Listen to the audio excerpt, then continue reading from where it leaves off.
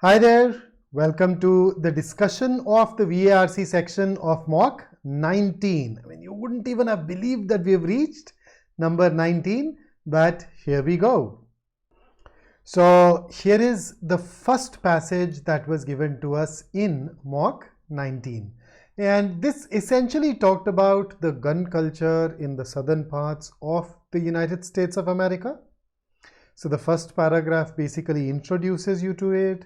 And thereafter, if you look at the next, the author says that, okay, things have changed because of that school shooting. And as a musician, as a writer, he says that I have some responsibility. Then you know a little more about the author through this particular paragraph. And then he says that, okay, there needs to be some sort of change in legislation required. And further up, he says conservative musicians are always vocal when it comes to culture wars, but then we need to start weighing in. Even if you have a different ideology as a musician, you need to go ahead and start talking about those things, right? And of course, the next paragraph talks specifically about Nashville and the change in laws required. So here is your question number 1. Which one of the following statements, if true, would weaken the author's claim that country musicians are instigating gun culture in the South? So we want to weaken this. So let's look at A, country musicians who cater to the tastes of their conservative audiences. Now, conservative audiences want the status quo. They want things to not change. So if you cater to the taste of your conservative audience, you will end up standing for pro-gun laws, and therefore you will instigate. So if anything, this goes on to strengthen, and therefore it should not be the answer. B, country musicians often sing songs like A Country Boy Can Survive. Now this, according to the passage, is used as an anthem by people who support guns. So this, if they do that, if they often sing songs like this that go on to become anthems, or the songs that find favor with people who prefer guns, then in a way they end up instigating gun culture. So this once again strengthens. Let's rule it out. Leftist leaning musicians sing songs appropriate to their ideology. So the passage tells us that leftist musicians are not in favor of the guns, and therefore if they sing songs appropriate to that ideology, they are supposed to be anti-guns. So this can definitely weaken the claim that country musicians are instigating gun culture. How about D? They're often centrist in their opinion, but once again, centrists are going to be a bit like conservatives, where they would still support gun laws, and therefore this is also going to, if at all, strengthen. It will definitely not weaken, and that is why the best answer choice for us in question number 1 happens to be C. Let me take you over to the next one. Here is question number 2. Which one of the following sets of terms best serves as keywords to the passage? So this is one of those overview based questions, right? So if we talk about the first paragraph, it essentially talks about the fact that gun culture is very deeply ingrained in the southern parts of the US. Then the second paragraph talks about all those sad shootings that happen in the schools. Thereafter, the author says that, okay, as musicians, as country musicians, we have some role to play where we can bring about the change to that culture. And then going ahead talks about the outrage. So if we look at various options, option A mentions peace movement.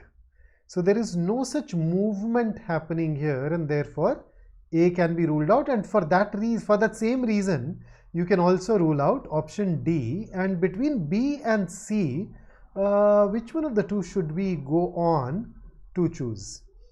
So B says gun culture, school shootings, anti-weapons movement, exhorting country musicians. That's all right. I think exhorting can also come in a little earlier. Let's compare it with C. C says left-leaning musicians, okay, conservative audience, all right, gun culture, school shootings.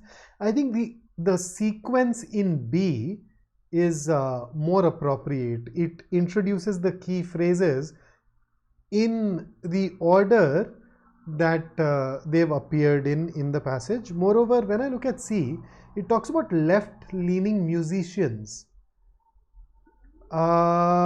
We have musicians who follow, we have the author who says that he probably leans towards that direction, but then To use a plural once again can be a bit of an issue. So I think on the basis of these two things, we can definitely go ahead and choose B as our answer, or mark B as our answer. Here is B for question number 2, and then moving over to the third question. Based on the passage, which of the following statements is valid argument about the popularity of gun culture in the South? Okay, so let us see. I think C can be ruled out because C is false. It is definitely not popular among the leftists. They are against that gun culture. And so at least one, we've managed to rule out one option. Let's look at A. Gun culture is ingrained in the DNA of Southerners. So if something is ingrained in the DNA, that is how you are going to be. That's a generalization that goes ahead and talks about every Southerner. And that impactful, that generalized a statement or a fact has not really been made in the passage. The passage does say that gun culture is part of Southern mythology. So it could have happened in the past, but then it could also be a myth, mind you. Let's compare it with B. They say we love, so the gun culture is very much a spectacle that is innate to Southerners. Okay, so there is a part in the passage that says that we love our guns down south, and it is true they are part of the pageantry of our beloved Southland. So this entire option is more or less a synonym or a rephrasing of that particular sentence. So this appears right. Let's have a look at option D. Gun culture is analogous with, should have been 2, cherished Southern inventions such as Mother, God, Freedom and Country. Now according to the passage, Mother, God, Freedom, Country are cherished Southern ideals. They are not Southern inventions. You know, inventions basically means that this is the land that came up with these ideas and not the other lands, and therefore there is a distortion here when you call these things inventions.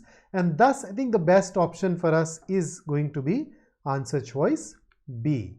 And with that, let me take you over to the fourth and the last question. Here it is. What is the writer's fundamental message in the passage? So what do you think? If I don't look at the options, what should I really think of? I think the fundamental point that the author has made here is that musicians have a responsibility to influence the culture in such a way that people move away from guns because of all those school shootings, right? Now if I look at option A, it says country music that eulogizes gun culture has harmed society. It is not the central message, it is just one of the points made. A does not talk about the fact that country musicians need to do something about it. Then B, country musicians need to swing to the left in order to change the viewpoints of conservative audience.